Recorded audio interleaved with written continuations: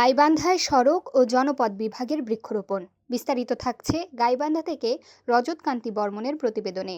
সরকারের নির্বাচনী অঙ্গীকার বাস্তবায়নে গাইবান্ধায় 1000 বৃক্ষরোপণ করবে সড়ক ও জনপথ বিভাগ। বুধবার পলাশবাড়ী গাইবান্ধা আঞ্চলিক মহাসড়কে বৃক্ষরোপণ কার্যক্রমের উদ্বোধন অনুষ্ঠানে এ তথ্য জানানো হয়।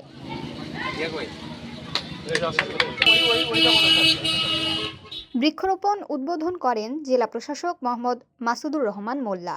পলাশবাড়ী সড়কের টেঙ্গরজানি নামক স্থানে আয়োজিত অনুষ্ঠানে অন্যান্যের মধ্যে উপস্থিত ছিলেন গাইবান্ধা সড়ক ও জনপথ বিভাগের নির্বাহী প্রকৌশলী পিয়াস কুমার সেন, অতিরিক্ত পুলিশ সুপার বিদ্রোহ কুমার কুণ্ডু, সওজের উপবিভাগীয় প্রকৌশলী মোতাহার হোসেন ও এলাকার গণ্যমান্য ব্যক্তিবর্গ।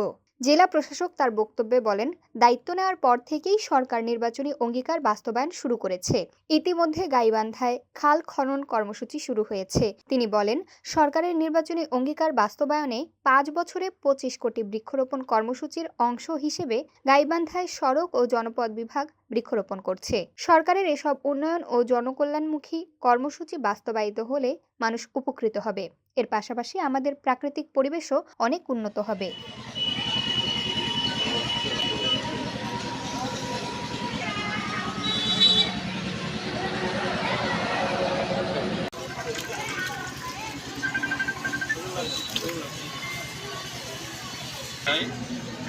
আমাদের বিভিন্ন ডিপার্টমেন্টগুলো এই উদ্যোগের অংশ হিসেবে বৃক্ষরোপণের কর্মসূচি গ্রহণ করছে।